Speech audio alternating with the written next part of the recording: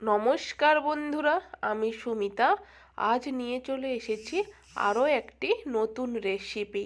তো বন্ধুরা, আজ আমি করে দেখাবো বাজারের মতো বাড়িতে কিভাবে পারফেক্ট মটরের তরকারি রান্না করবেন, সেই পদ্ধতি আজকে আমি আপনাদের করে দেখাবো। তো এই রেসিপিটি আপনি লুচির সঙ্গে, রুটির সঙ্গে অথবা পরোটার সঙ্গে খেতে পারেন। তো বন্ধুরা, চলুন জেনে নিই এর জন্য কি কি লাগছে।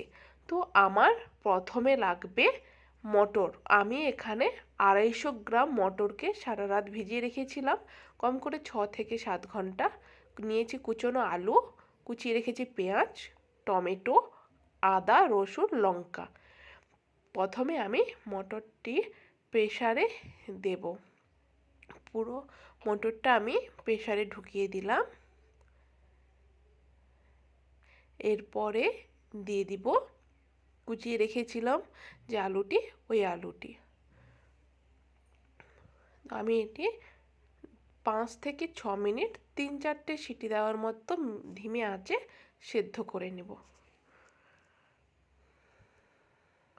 দিয়ে দেব পরিমাণ মতো লবণ, পরিমাণ মতো হলুদ,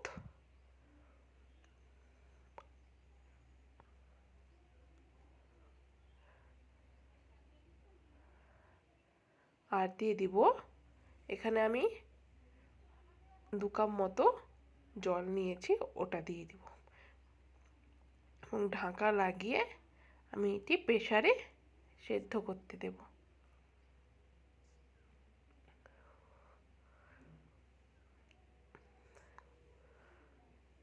একটি কড়াই গরম করে নিয়েছি, তাতে দিয়ে দিব সাদা তেল। আমি এখানে 5 চামচ, চা চামচে 5 চামচ মতো সাদা তেল ব্যবহার করছি।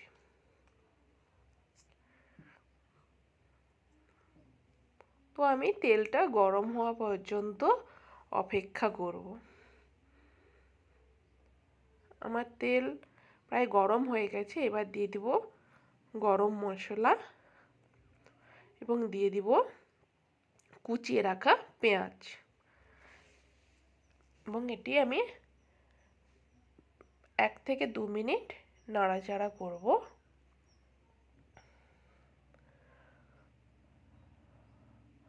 যতক্ষণ না আমার পেঁয়াজের কালারটা একটু বাদামি হয়ে আসছে, ততক্ষণ আমি মিডিয়াম আঁচে একটু ভেজে নেব।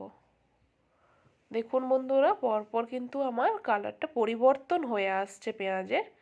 এরপরে দিয়ে দিব 1/2 চামচ লবণ এবং আবার আমি নাড়াচাড়া করব। লবণটা দেওয়ার কারণ, পেঁয়াজ থেকে জলটা তাড়াতাড়ি আমার বেরিয়ে আসবে এবং পেঁয়াজটা তাড়াতাড়ি আমার ব্রাউন হয়ে আসবে। এরপরে দিয়ে দিব আমি বেটে রেখেছিলাম যে আদা রসুনটা, ওটার পেস্ট। তো এবং আমি দিয়ে দিলাম এবং নাড়াচাড়া করতে লাগলাম। এভাবে আমি মশলাটাকে বেশ 2 থেকে 3 মিনিট ভেজে নেব।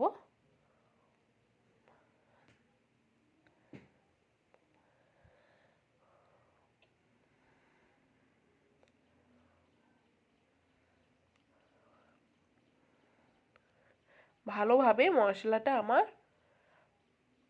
ভাজা হয়ে গেলে এরপরে দিয়ে দিব 1 চামচ হলুদ গুঁড়ো আর 2 চামচ লঙ্কার গুঁড়ো। আমি এখানে 2 চামচ লঙ্কার গুঁড়ো ব্যবহার করেছি। আপনারা চাইলে কম বেশি করতে পারেন ঝাল খাওয়ার অনুপাতে। তো ভালোভাবে আমি এই মশলাটি আস্তে আস্তে করে ভেজে নিচ্ছি বন্ধুরা, যতক্ষণ না আমার তেলটা ছেড়ে আসবে। এরপরে দিয়ে দিব কুচিয়ে রাখা টমেটো এবং কুচিয়ে রাখা কাঁচা লঙ্কাগুলো।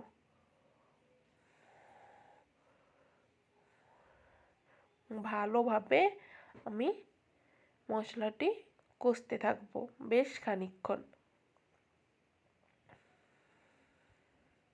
আমি একটু অল্প জল দিয়ে দিলাম, যাতে করে না আমার কড়াইয়ের তলানিতে মশলাটা না লেগে যায়।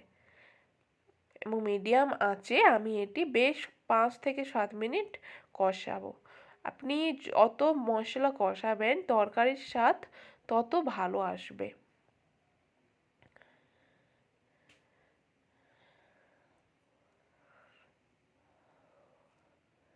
দেখুন বন্ধুরা, আমার কিন্তু মশলার কালার পরপর পরিবর্তন হতে থাকছে ধীরে ধীরে।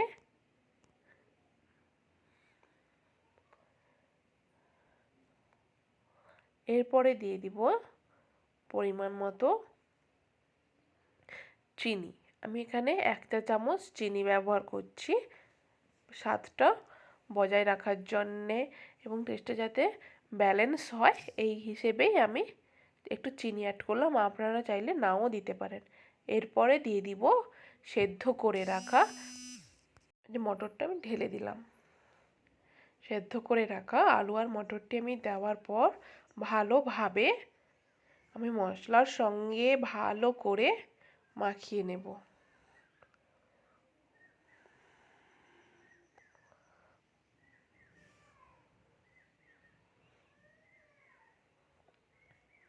তো বন্ধুরা দেখুন কতটা দেখতে সুন্দর হয়েছে এবং নিশ্চয়ই বুঝতে পারছেন কালারটা দেখে স্বাদটা কতটাই দ্বিগুণ হবে।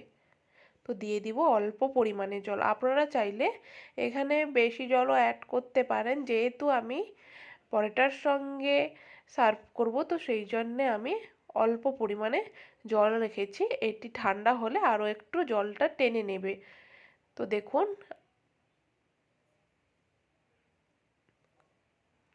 কত সুন্দর হয়েছে আমার রেসিপিটি এবং আমি গরম গরম পরিবেশন করব। আপনারা চাইলে এটি লুচি পরোটা বা গরম রুটির সাথেও পরিবেশন করতে পারেন। তো বাড়িতে এইভাবে ঘুগনির রেসিপিটি বানিয়ে অবশ্যই একবার খেয়ে দেখবেন কেমন হয়েছে। তো আমাকে কমেন্ট করে জানাবেন এই রেসিপিটি আপনাদের কেমন লাগলো বন্ধুরা। তো ধন্যবাদ বন্ধুরা,